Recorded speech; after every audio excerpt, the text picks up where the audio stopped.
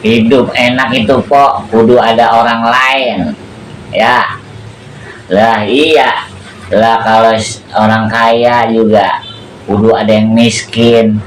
Lah kagak mungkin kaya semua. Lah kalau pejabat juga pasti ada rakyatnya. Lah kalau sebelum jadi pejabat kan jadi rakyat dulu. Nah coba itu. Dan juga nih kalau ada atasan pasti ada bawahan.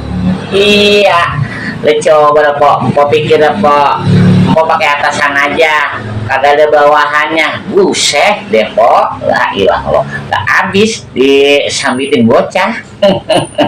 Pokoknya hidup mah udah berbagi po, ingat sama yang di bawah, pasti semua dari bawah berasalnya, kagak pernah bisa naik ke atas.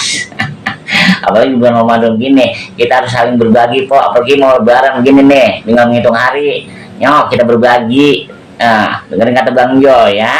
Au, pok pok pok.